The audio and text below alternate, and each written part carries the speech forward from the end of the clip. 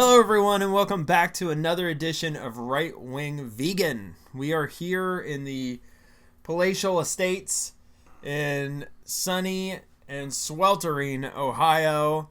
I am Scott. And I'm Kelly. And we are thankful that you would join us today. Yes. I want to go ahead and do a little housekeeping before we get started with everything else. So you can now find us on Google Podcast. You can find us on Stitcher, and you can find us on Spotify. Hopefully soon you will be able to find us on iTunes and TuneIn, which will allow you to listen to us by telling Alexa that you want to listen to Right Wing Vegan. That's really cool. That's really cool. So I think that's the truth. I might have made that up, but I don't know. We should test it out. Once we're on TuneIn, we'll test it out. I think that's true. Also, we have a Twitter. We have a Twitter, and I've already tweeted a few things. I've retweeted. Oh, have you? I've retweeted some things. Oh, nice. So you can go on our Twitter. We are at our Twitter. Our Twitter. Our Twitter. And I'm 76 years old. And what's that Twitter? Go to our Twitter. It's at Vegan Wing. Yes, Vegan Wing. WING. I don't think it's at Wing Vegan. Oh no. I think it's at Vegan Wing. So follow at Vegan Wing, and if it's not us, you're welcome at Vegan Wing for all the followers. Yes. So that's where we're at with that. So that's a little bit of housekeeping. Email and website to come soon. Since we don't have an email that you can send us emails, you can go ahead and tweet us, and we'll respond. What is it? DM? You can DM me. I don't know how Twitter works. Oh, so. gosh. Oh, my gosh. I don't have a Twitter. I have one, but I haven't done anything with it in a very long time. I have a Twitter, and I think the last tweet prior to the ones I've been doing for this website was like wrestling. I think I was accosting some wrestler on Twitter. That doesn't surprise me. No, I don't. But I don't know. I'd have to go back and look. But yeah. Twitter's never been my favorite social media platform. Because you're limited to the amount of characters you can use, and I am a very, very windy person, especially when I type. Very windy. I get very lengthy, and I like to let go. So Twitter's not for me. Instagram I don't like because I can't complain. It's just pictures. You can still complain through pictures. People do still complain through pictures, and enough for me to block them or get rid of them. That's for sure. And you can do like those text picture things, whatever they are. Here's what Instagram is. I don't know. Here's what Instagram is. It's basically Facebook with less words. It's a tool for MLM people to fake brag about how great their lives are, how much they love their husbands, and how terrible you are for working all day. How dare you? Well, that's basically Facebook too. Is it? Yes, it is. I don't have a Facebook anymore. I got rid of all I know. that. I'm about ready to delete mine. And this is a little bit relatable. I'm going off on a tangent, but that happens on this podcast and any podcast that I'm a part of. So I had a Facebook, but the election in 2016 was so nasty that I can't do it anymore. You really end up hating people, or people end up hating you, or you really end up just judging everyone, and then you find yourself like scrolling through Facebook and you realize I've just literally passed judgment on every single person who's posted, and I had to get rid of it. It was just too much negative energy in my life. Yeah, I just started like blocking, or not blocking, but unfollowing or hiding people from my timeline just so I wasn't seeing certain people anymore. So I was like, I just need to clear up the negativity a little bit. Well, it also gives me a good excuse to not have to go to things, because a lot of people use Facebook to invite people to things. They do, especially my family. So when I'm not on there, I have the excuse of, well, nobody told me. I'm not on Facebook, so sorry about that. Plus, people get real finicky when you don't like their pictures, or you don't like tell them happy birthday or whatever. So I'm over that. I don't need that obligation in my life to have to check whose birthday it is today out of the 600 people that I'm very rarely acquainted to. Like, I just don't need that in my life. Yeah. Anyways, so on today's episode, we are going to talk all about the Democratic debate. Today's episode is fully going to be around that. The two-part series of the Democratic debate. The two-parter You're right. The two-parter that we were gifted by MSNBC. Oh, it was an amazing gift. It was an amazing gift. There were technical difficulties. There was a lot of nonsense. There were weird lines. So many softballs hit out of the park. I can't imagine, that amount of that many softballs. I don't know how they all fit on the field. Man, I'm just thinking I get tougher questions at work on a daily basis than the candidates got from these moderators at MSNBC. But that's okay. We are going to go ahead and cover that today. So again, if you have any questions, feel free to send us a tweet. And if you want to give us your opinion on the debates, we would love to hear them. So let's start, Kelly, by talking overall impressions of the debate. I know how I feel, but let's hear your overall impressions. What did you think about the two-part, 455 candidate Democratic debate? Okay, so my overall impression here echoes that of President Trump when he tweeted boring. Yes. The first night was extremely boring to the point where we started just making fun of it and ended up turning it off. Because we couldn't take it anymore. Yes. It was just, I don't even know. It was boring is a perfect word for it. And then the second night was just followed up with all of these easy questions, but yet the what are they, candidates? What are they? Yeah, they were candidates. Yeah. There's something. There's something. They spent the whole time avoiding the questions that they were given, even though they were ridiculously easy questions, and there really wasn't any true debating going on.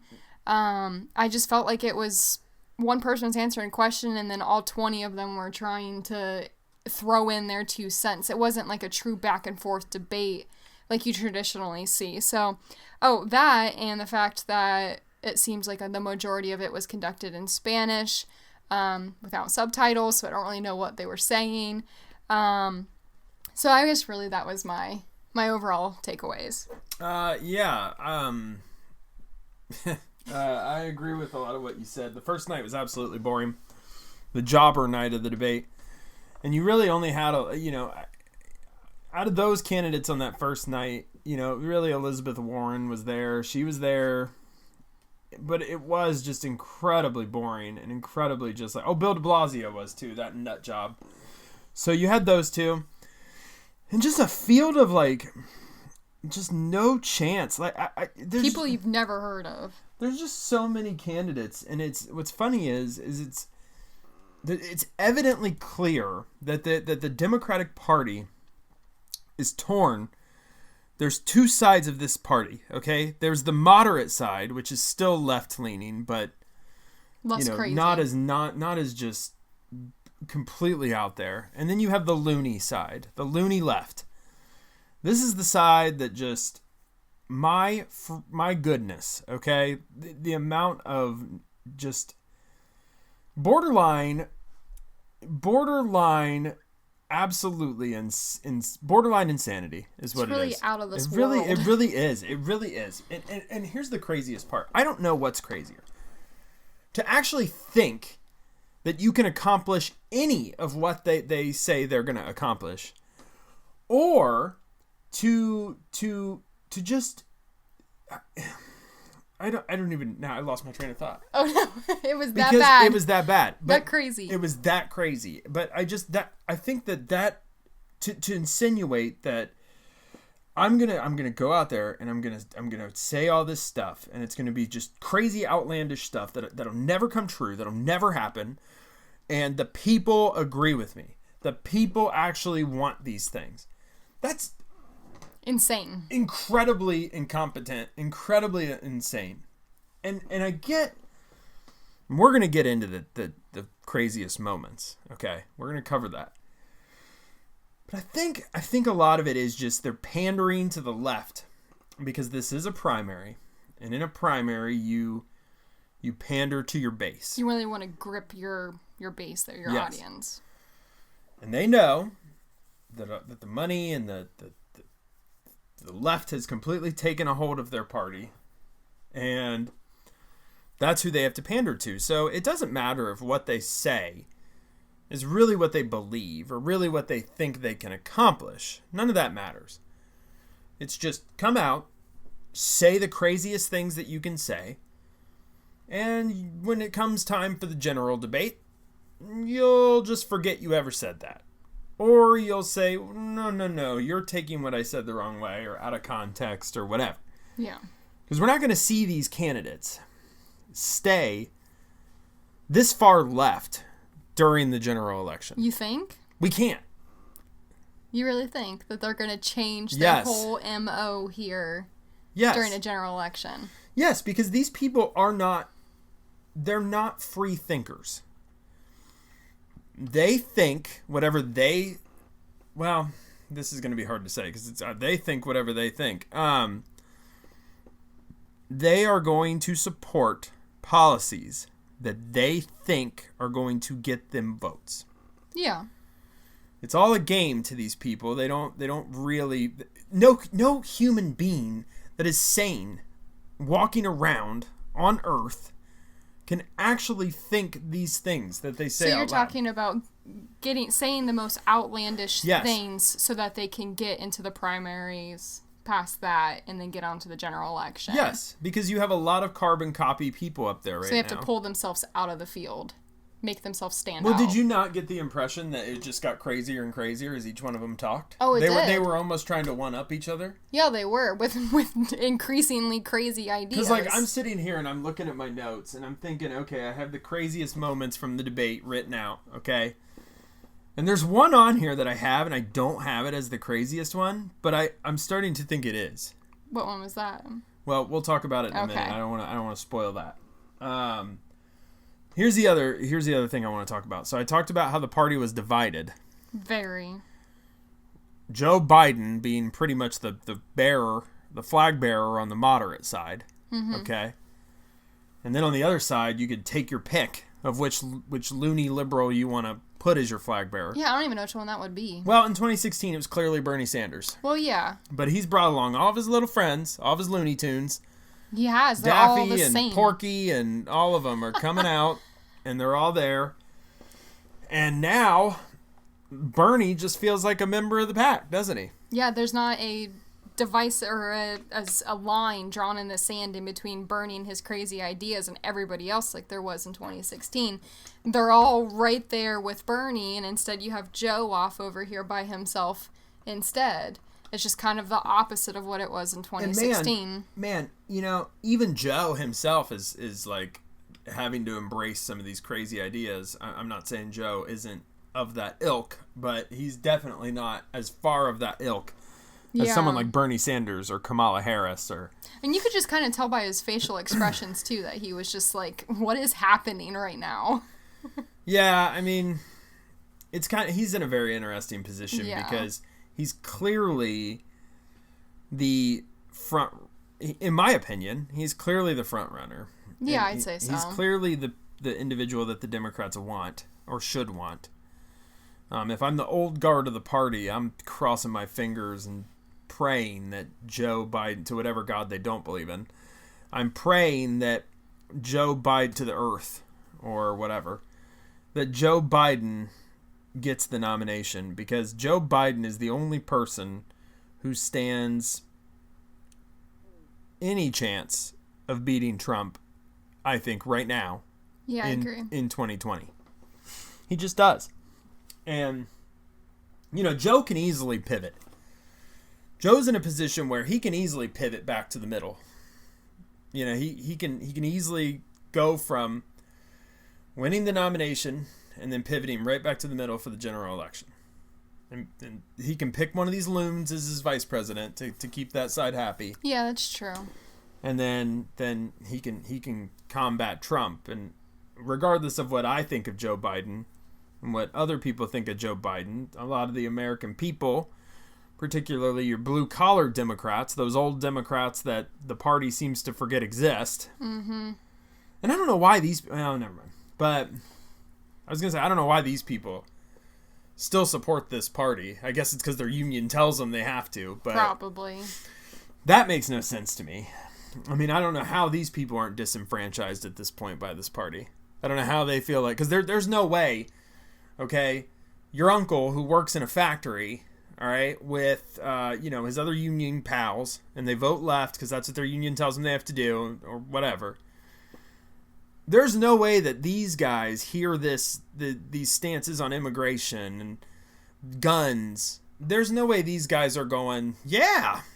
Yeah, they're no longer, I can't imagine that they're still connecting with these new, weird, extremely far left ideas that the Democratic Party is throwing out there. And instead, I feel like they're going to be leaning more towards the right, but yet they're kind of just like stuck in this weird position. So I don't know. I don't think those blue collar workers are going to be leaning or following this new weird democratic model. Well, it'll be tough for them too. But again, I've experienced a lot, because even when Bernie was really in 2016, okay, these blue collar people were still out there for Bernie, and they're out there for Hillary. Yeah, but even after Hillary stood in the middle of the coal mines and said she wanted to get rid of the coal industry. I'm not part of a union, and I know. I don't know. I can't speak for anybody who is. Certainly. Thank goodness I escaped that. I certainly can't fathom it or understand it myself, but that is what it is, and I'm sure they have their reasons. I don't know. But is there anything else you any more general opinion you want to talk about before we get into our kind of... No, I feel like we can go ahead and jump into those crazy ideas. Yeah, so these are the highlights or lowlights, okay, depending on who you are. If you're a member of the Democratic Party, this has got to be a low light, because these are just... I mean, they're out there. The buffoonery was on point, okay? The buffoonery was up to a level of 10.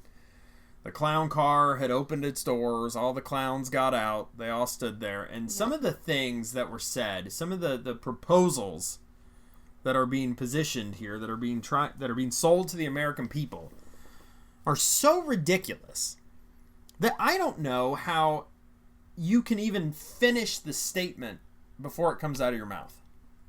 Like, how do you not just stop yourself and go, oh, that's really dumb. I'm sorry. I almost said something really stupid.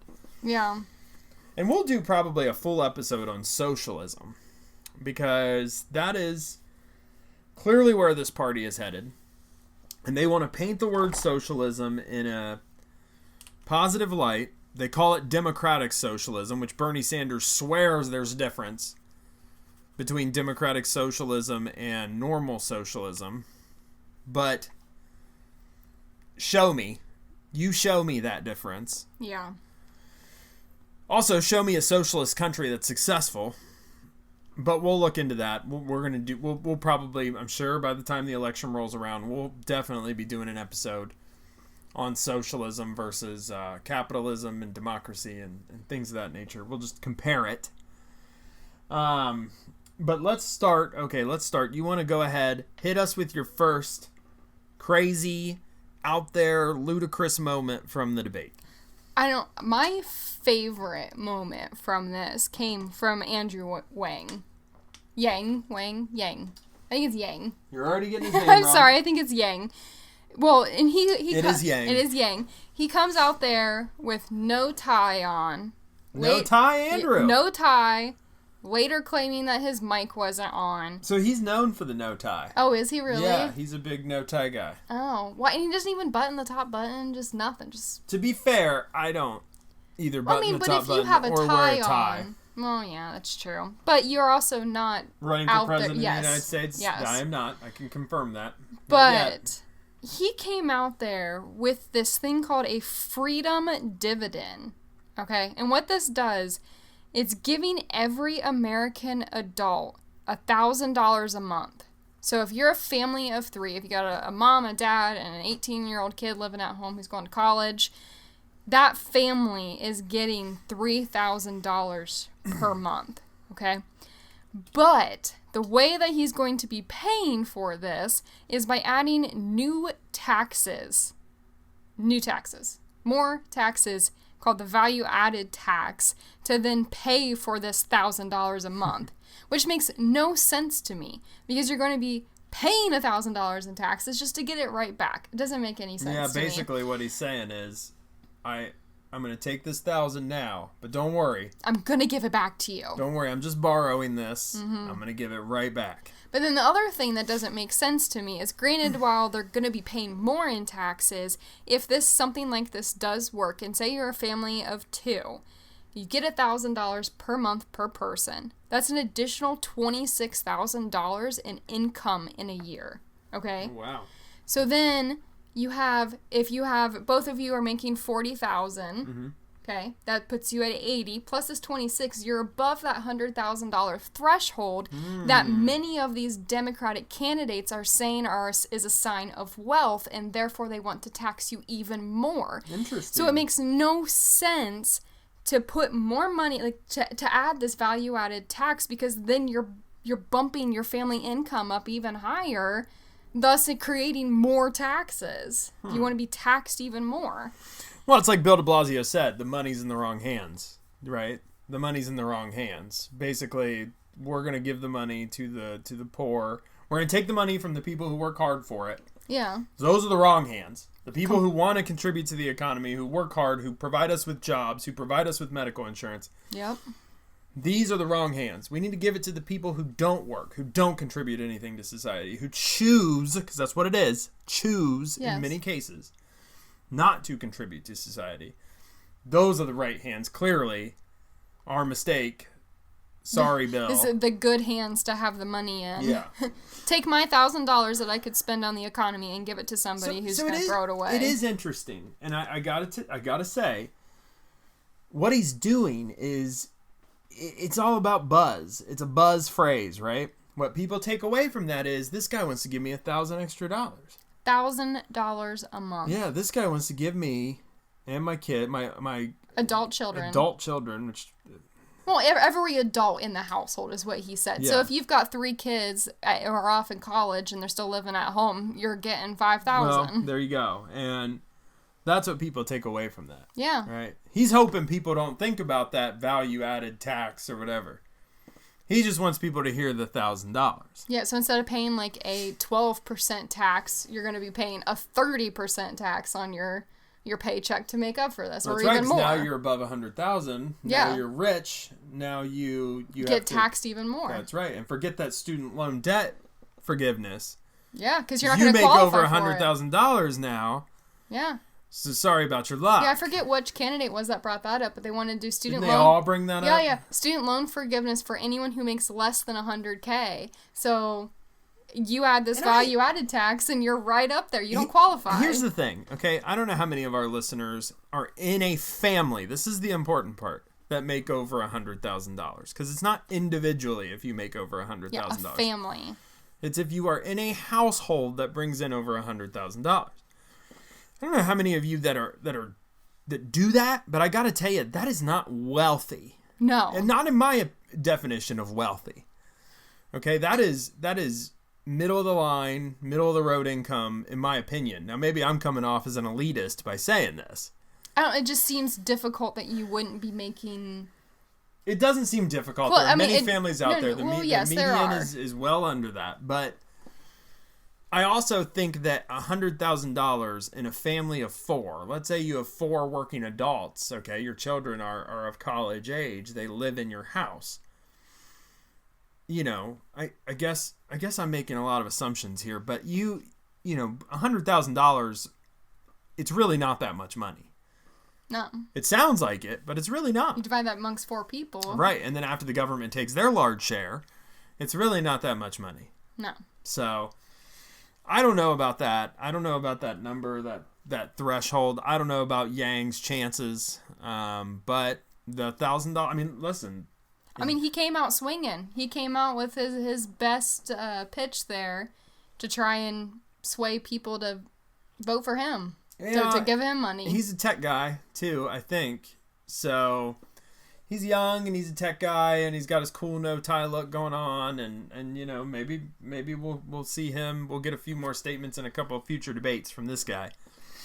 But the next moment that I want to bring up here is kind of it's a universally shared moment from all of the candidates. Essentially, they were asked, you know, raise your hand who would, if you would give illegal immigrants, if you would provide them with medical coverage. Not just medical coverage. Free medical coverage. And they all raised their hands. All 10 of them. And this was night 2. They probably asked it night 1, but I was already asleep. We turned it off. You know, this is, first of all, how do you pay for this? Let's just start there. How do you pay for this? Because even if you raise taxes, I don't think that you're still, I think you're still going to be well under what you would need to pay for this. Well, not even to pay for free healthcare for illegal immigrants, but to pay for free healthcare for everybody else as well. You're not going to have anywhere close to that with the numbers of illegal immigrants here in the United States and the number of people that will come if they find out that they can get free healthcare. It's going to be outrageous. There's no way. Yeah, and the other thing is, you are now so these same people that advocate for healthcare for illegal immigrants, for people who are trying to get into this country illegally, are advocating for open borders. Yes. So if you want open borders because ICE is the bad guy in your mind, and you want to give everybody free healthcare, what do you think is going to happen? What are you creating? You're opening the floodgates. You are creating an endless stream of people trying to get into this country so that they can get free healthcare. So the amount that you think this is going to cost is actually just a fraction of what it actually will cost, because we're going to be providing healthcare coverage we're essentially health insuring the world. Yeah, because anyone who comes into the United States at that point is getting that free healthcare coverage.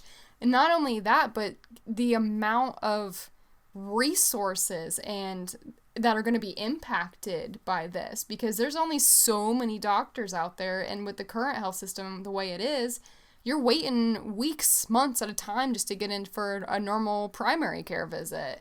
Can you imagine what it's like when it's free to all these illegal immigrants? Oh, it'll be worse. It'll be worse because the countries that have universal health care have long wait times. They have death panels. They have these things. Death panels. So a lot of them, and I don't obviously I don't have an article pulled up because I didn't know we'd be going this in depth. No, it's fine. But essentially, it gets to a point where the government is making decisions on what healthcare you can receive. And based upon your age and a number of other factors, because there isn't enough to go around, the government has to make choices. That's just, that's how it is. There's only so much medicine. There's only so many doctors to see people. I think I'll keep my private healthcare coverage. Well, and that's the thing, first of all, I found there's a wonderful article on townhall.com, because just getting into kind of universal health care, the Democrats love to reference a poll, and the poll was done by Reuters, and the poll kind of says that 71% of people would be behind a single payer universal health care coverage as long as it covers every American. They're all for that. Until you tell them how we're going to pay for it. Yeah. When you tell them, oh, by the way, that free healthcare coverage that we keep talking about, free, it's actually not free. Sorry. You're making a down payment on that, but it's coming right out of your paycheck. Yeah. So you don't see it. You feel it. You feel it, but you don't see it. But don't worry. It's still free. It's free. Now, when they find that out, the actual percentage drops significantly to 26 to 37% of Americans support single payer at that point. So the Democrats, 71%, but no, that's a little bit of a misnomer, because that 71% assumes the government's paying for everything and not taking anything out of my check. Well, and that 71% is also assuming that they're getting the health care that they need when they need it. Yes. When told that there's delays in that coverage, that they could be impacted with getting in to see the doctor or getting that surgery that they need, it also decreases. And where's Bernie Sanders from? Enlighten me. What state is Bernie Sanders from? New Hampshire? No, I could see why you think that. He's actually Vermont. Vermont. Okay, am I wrong New England Bernie state. Sanders is a senator from Vermont. Bernie Sanders is from Vermont and loves single-payer health care, okay, as does all of his little Looney Tunes. But single-payer efforts have failed in the state of Vermont because of concerns that taxes are going to increase. I wonder why. And there you go. Now states like California and New York, they'll do any liberal thing they can think of, and anything will pass there that's absolutely insane. But that's just kind of an interesting thing, because I've heard that number, pushed out there, that 71%. So it's kind of interesting to look at that. And what that means is the plan that these guys are pushing, the majority of America does not support. It does not support it. No. Because we don't want higher taxes. We don't want them. Nobody does. And the reality is that people like me, and I can't speak for everyone, I live in rural Ohio, but people like me would just as soon keep our money and keep our current insurance and not have to fund illegal immigrants' medical coverage. No. But maybe I'm a crazy person. No, I mean, I pay for my own private insurance. We pay for it. I'm perfectly content and happy with it. And I don't want money, all extra taxes coming out of my paycheck to go towards things that I'm not benefiting from. Like, we already have to pay into Social Security, taxes and all of that. Like, I don't want to pay more. And listen, I understand that, okay, if you could, okay, here's the other thing. Okay, have you ever been to the BMV? Yes. You ever been to the post office? Yes. Would you say that those are positive experiences? No. No. Not at all. That's funny because, if the government takes over medicine, what do you think going to the doctor is going to be like? Just like going to the post office and the BMV. And I got to tell you, there are very few places that I loathe more than when I have to go to the Yeah, BMV. they're always so grumpy, yelling at you. It's like airport security. Maybe prison, which also just so happens to be run by the government. Yes. So I don't know if we want to put medicine in the hands. So you know what? To go back, you could convince me if everyone was getting a great product and you put security around it to make sure that the only people who are getting it are American citizens. So we're only going to give insurance to American citizens. Fine. You might be able to convince me to pay a little bit of a higher tax to do that. But I would highly doubt the quality of the medical coverage that we would be receiving after that point. Yeah, it's like you already hear of, in today's current society, you already hear of shortages on medicines, and you add all these extra people into the healthcare system, and those shortages are going to be tenfold. You're going to start having riots at the pharmacy trying to get the last dosage of something because there's not enough to go around. And the biggest, most insane part of this are the ones who want to do away with private insurance. Yeah. These people don't only want a single payer. They don't even want to give you the option to have private insurance. They want that gone. That is going to lose these folks the election. But the interesting thing about that is when all 10 candidates on day 2 were polled, asked to raise their hand if they supported or if they would voluntarily give up their private insurance in favor of single-payer insurance. And only two of the 10 raised their hand and said that they would give up their own private insurance. Well, that shouldn't surprise anybody. So it goes like they're pushing for this to get rid of private insurance to go with a single-payer, and only 2 of themselves would do it. Yeah, well, there you go. They're pushing something they won't even support. Well, that's Congress. Right?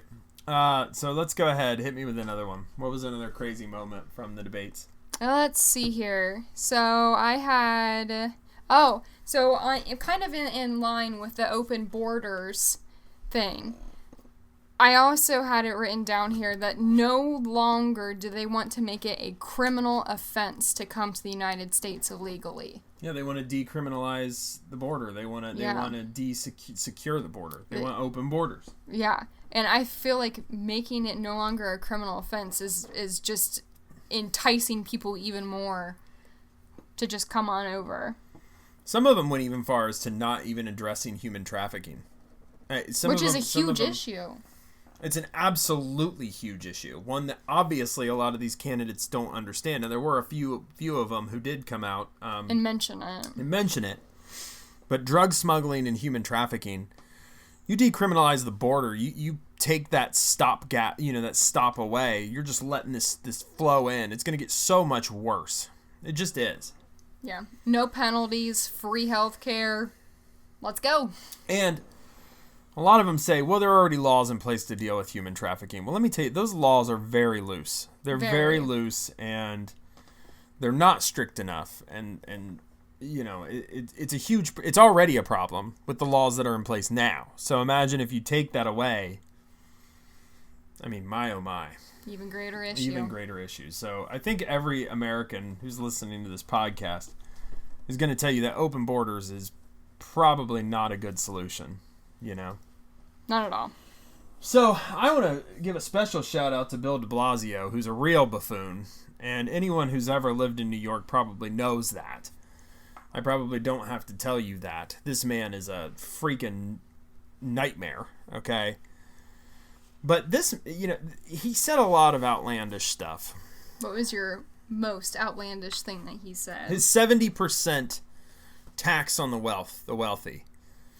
That's a big one. He supports a 70% income tax on individuals that he deems as wealthy. 70%. So just to put that into perspective, so you make $100,000 a year. You pay a 70% tax. You're walking away with $30,000 in your pocket. Yeah, and I'm sure he means folks that make well over 100. Well, I know, but on just a scale. What would even, what would even motivate you to make more money? To do well? No, I wouldn't. You certainly wouldn't have any extra money to donate to charities anymore. No. So a lot of these folks who are wealthy, who are well off, they donate a lot of money to charities. Yeah. So charities would lose out on all of that money. Especially your big charities, your research ones, your breast cancers and all of that. Like, all that money's gone. Yep. Any jobs that these guys create are gone. If I'm a wealthy individual and you're charging me 70%, you better darn well believe I'm not living here anymore. I'm going to go somewhere else. If you're going to charge corporations 70%, you better believe I'm taking my jobs and my money and all of that somewhere else. I'm not going to pay that tax. No. Yeah. Not happening. Not happening. That's for sure. All right. I'm going to give you the honors of mentioning the last moment. I think this is 5. Yeah. Yeah. So our special winner, not our winner, but our special, I don't even know how to describe her. Oh, she gets an honorary mention at least. She gets a special award for being the most ridiculous, ludicrous candidate out there. But one that's definitely going to be getting support. Oh, yeah. After her performance at the debates. And this person is book author Mary Ann Williamson. So, yeah. Mary Ann is definitely a motivational speaker. She is definitely someone who sees the world differently. She for sure believes in energies. She may believe in witchcraft. I can't support that, but I would. Oh, sorry. Go ahead. If I had an interview with her, I wouldn't be surprised if she does believe in witchcraft. I just thought it was funny. I was reading up on her earlier, and it turns out that she's actually very good friends with Oprah Winfrey. Oh! Yeah. Well. Yeah. Okay. Interesting little tidbit. All right, Mary Ann. Yeah. You got an interesting social circle. She sure does. I mean, she's very positive. I guess if I were Oprah, I wouldn't mind having her around. No, I mean, she might be a good friend, but... Well, if I needed someone to pick me up, if I were having a bad day, I'd call Marianne, get some talk about love. Some love, some good energy. Yeah, I'd be into that. Yeah, maybe do some yoga. I don't know if I want to run in my country. No. But maybe running my, group of friends, maybe running a party for me, maybe having, running a discussion, something like that. Yeah. So I've got some quotes from Marianne.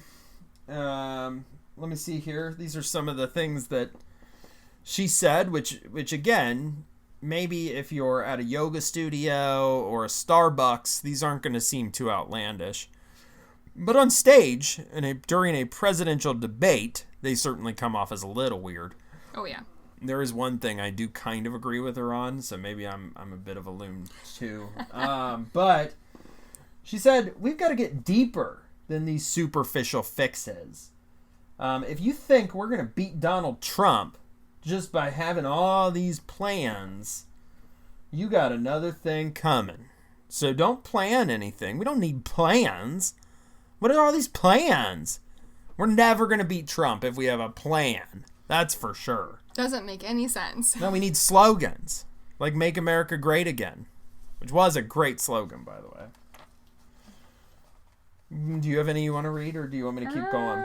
Go ahead and go with your next one. All right, we actually... So this is the one I kind of agree with her on. We don't have a healthcare system in the United States. We have a sickness care system in the United States. Yes, which is true. I agree on that one a little bit. Yeah. We do kind of... the opioid crisis kind of tells us how that, where we're at there, right? So she was asked... And I'm probably going to get the question wrong, so maybe you have it in your notes. But maybe. She was asked, what's the first thing she would do when she gets in the White House? Oh, this one was good. And she said, my first call is to the Prime Minister of New Zealand, who said that her goal was to make New Zealand the place where it's the best place in the world for a child to grow up. And I would tell her girlfriend, you are so wrong, because the United States of America is going to be in the best place for a child to grow, or is going to be the best place for a child to grow up. That's the first thing she'd do. Like, what does New Zealand have on the U.S.? Well, she's apparently either good friends with the head of New Zealand, the Prime Minister of New Zealand, or she just really hates them and wants to stick it to her. I don't know what it is. I feel like she's just trying to create tension with another world country. It doesn't make sense. I think a lot of people probably just were like, what would you do? This is your first act in the White House? And first. You're making the phone call to New Zealand to rub it in? That's... okay. Yeah. Whatever. Okay. And then she talked about the importance of harnessing love, because the only way we're going to defeat Donald Trump is on the battlefield of love. And you have to harness that love. Grab a hold of it. You have to grab it, harness it, feel it.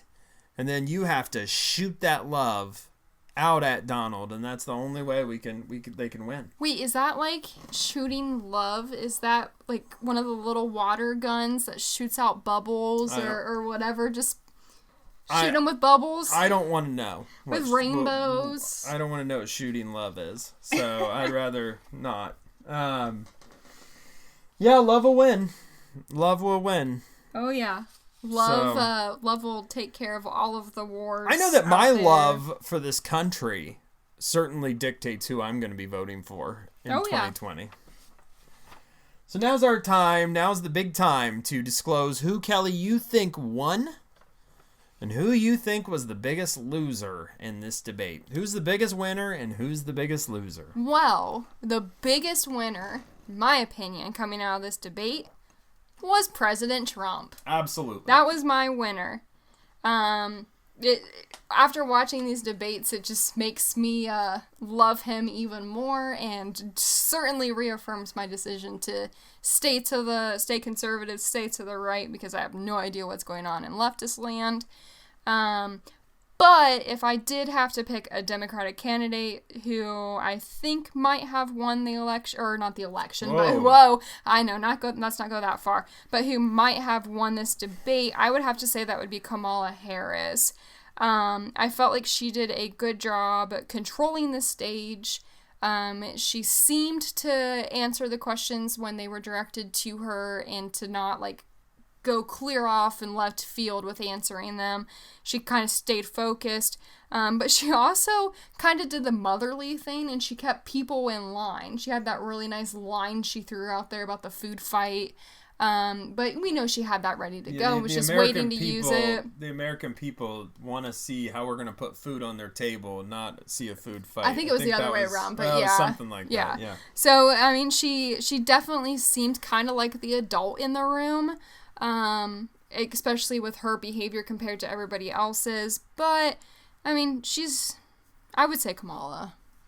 I would agree. Donald Trump is the clear winner, obviously. Yes. Because none of these people seemed like electable candidates at all. Probably I agree Kamala Harris was the biggest winner out of that group. Because she had her little one-liners all ready to go, and she really hammered Joe Biden, essentially painting him as a racist. And I don't know how successful that'll be, but she came out swinging for the top dog, and she really, I mean, was the only one who was well. She isn't the only one, because the one guy who is so forgettable that I can't remember his name. But his face looks like it's melting. I don't know. He's a good-looking guy. He just must have been really hot up there or something. Man. Oh, melt face. He was, he's from California. I know that. So that should tell you everything you need. But he came after Joe, too, calling him old. So here's what they did. Passing the torch? Yeah, so here's what they did. They basically said, look, don't vote for Joe because Joe is a racist. He's old. Or maybe he was a racist. But he's also old. And how ageist, by the way, of those Democrats to really attack Joe and Bernie on their age. I mean, and even if he was kind of racially affected in the past, he could be reformed. You never know. I don't think Joe Biden's a racist. I don't think he is either. I mean, when the whole busing thing happened, whatever. I don't know enough about it to talk about it. And to be honest with you, I didn't live through that or experience anything remotely even like that, except I did ride a school bus. That's about as close as I came to anything like that. So I can't speak on that, and I won't, because I don't want to be called a racist. But what I will say is that I don't think Joe Biden's a racist, and I love that the left is eating their own. I love that that other people on the left are essentially experiencing what being a conservative American feels like every day of your life. Yes. Where every word that comes out of your mouth makes you a bigot or a racist or a sexist or a homophobe or whatever. And it's kind of nice to see some people on the left get that treatment. But I will also say that it's, the tolerant left is not tolerant. Looks pretty intolerant of Joe Biden and Bernie Sanders' age, if I do say so myself. So there was that. Who's the biggest loser?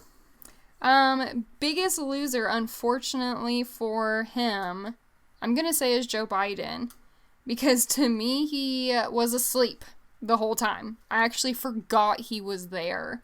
He was acting as if he thought the whole thing was just comical. He was up there with a bunch of lunatics. He didn't really know what was going on, which can you blame him when he's got all these crazy people that are just like Bernie up there on stage with him. But he seemed disinterested. He didn't seem engaged. Yeah, he just was asleep at the wheel. Yeah, Joe was probably my loser too. The whole party to me was a big loser. Yeah. Because the debates just paint them as so incompetent and so out of touch, I think. But the American people will be the big loser if any of these buffoons make it into office. Yeah, we'll be hurting. But I would agree, Joe Biden had the most to lose. He was really the only one who could have lost, right? Because the no-name candidates are no-name candidates. Who cares?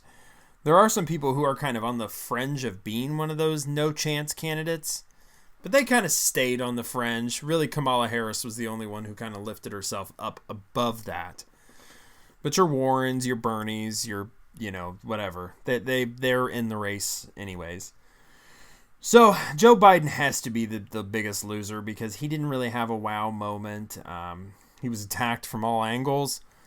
Maybe you could say he did his best at handling the attacks by staying composed and not trying to fight back. So the left can't say, Joe's completely out of touch with the way that we believe because he said this, this, and this, and this. So maybe that's a plus I can say for Joe if I'm thinking tactically about this, and I'm Joe. Because I don't want to say anything that's quite as outlandish as something that might come out of Bernie's mouth. Because then it'll be harder for me to pivot to the middle when I actually win. Yeah. But he's probably thinking he's got this in the bag. He probably does. Probably. And that's kind of my takeaway from this. The Democrats need to make a decision. And it sounds like they already have. They either need to rethink some of these far left socialist ideas that they have. Yes. Or continue to veer further left and continue to be out of touch with the majority of Americans. It's just that simple. Yeah. California and New York do not represent everybody. They certainly don't. And I don't care how many people live in those states. That's all well and good. But that's a very small portion of the country. It is. And the crazy things that they may support, that is just not how rural America, that is not how folks here in Ohio, that is not how we think. And you're coming after our private insurance. You're coming after our choice. You're coming after our guns. And then while you're at it, you're going to call us a racist and a bigot and a sexist. And we should pay reparations while we're at it because higher taxes isn't enough. We need to pay people for their grandfathers' suffering. That's just the world we live in now, I guess. I don't know. Yeah, sounds like a whole lot of money will just be coming out of our paychecks. Sounds like a whole lot of money is going to be coming out of our paychecks, and I got to tell you, there ain't much there left, anyways, for them to take. No, going out from us straight to the government for the government to do whatever with. Right. I hope that universal health care is good. I hope welfare is good because you continue to take all this money out of my paycheck. I'm going to have to go on it. Oh yeah. So that I think wraps up our coverage of the Democratic debate. We're in trouble, guys. If any of these buffoons makes it, if they continue to pander this absurdity, and if no one is willing to challenge them, because I think they refuse to do a debate on Fox News, we are in a lot of trouble, guys. And we are just going to have to stay diligent and stay on the offensive and challenge these people and those who support them with logic and reason. And that's the only way we win. Otherwise, we'll be looking back on this and we'll be going, who was the biggest loser? Anyone who makes over $100,000 a year, or their family makes over $100,000 a year. Heck, maybe it'll be lower than that. But that's all I have. Anything to wrap up? No, I think I'm just interested to see where this is headed and what crazy things are said next. No, I can't wait. Can't wait for the next one. So, once again, we want to thank everyone for listening. Please let us know what you think or you thought about the debates. Again, the Twitter at, Vegan Wing. Vegan Wing, yeah. I hope that's right. At Vegan Wing, and when I post the show, I'll put it in the description. I hope to have an email created. Maybe even by the time I post this, I'll just make one up, and I'll post that in the description as well. Feel free to email us, tweet us. We'll read your reactions on the show. I think next week we'll be doing some news, a news section. We'll cover some of the news that's out there. I also want to talk a little bit about socialism, and I want to give some examples of how that's worked out in the past, and we can talk about those. But if that's all you have, Kelly, I think so. I'm going to say I hope everyone has a great rest of your week, and God bless America.